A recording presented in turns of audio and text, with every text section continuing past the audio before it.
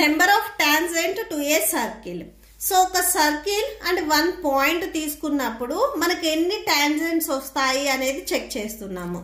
A point lies in the interior of a circle.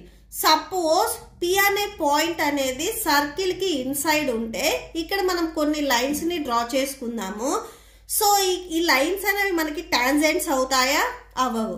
ఎందుకంటే circle కి out side only 1 point దగ్గర మాత్రమే intersect అయితే మనము టాంజెంట్స్ అంటాము. ఇక్కడ మనకి ఇన్సైడ్ ఉంది కాబట్టి పాయింట్, సో ఈ లైన్స్ అనేవి మనకి టాంజెంట్ అవ్వవు.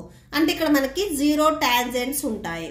నెక్స్ట్ ఇప్పుడు ఈ సర్కిల్ మీద నేను ఒక పాయింట్ తీసుకుంటున్నాను, P అనే 1 పాయింట్. సో ఈ P అనే పాయింట్ దగ్గర నేను కొన్ని లైన్స్ ని డ్రా చేస్తున్నాను. సో లైన్స్ ని డ్రా చేసినప్పుడు మనకి ఓన్లీ 1 లైన్ మాత్రమే టాంజెంట్ అవుతుంది. రిమైనింగ్ లైన్స్ అన్ని ఈ సర్కిల్ ని 2 పాయింట్స్ దగ్గర ఇంటర్సెక్ట్ చేశాయి. ఓన్లీ 1 పాయింట్ దగ్గర మాత్రమే ఇంటర్సెక్ట్ చేస్తే మనం టాంజెంట్ అంటాము. సర్కిల్ మీద ఏదైనా ఒక పాయింట్ తీసుకుంటే అక్కడ ఓన్లీ మనము 1 లైన్ మాత్రమే డ్రా చేయగలము.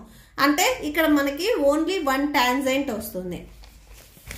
సపోజ్ సర్కిల్ కి out side. So first one లో మనము సర్కిల్ ఇన్సైడ్ చూసాము, next on the circle point చూసాము. ఇప్పుడు సర్కిల్ కి అవుట్ సైడ్ ఒక పాయింట్ ఉంటే, సో ఇక్కడ నేను సర్కిల్ కి అవుట్ సైడ్ P అనే పాయింట్ తీసుకున్నాను.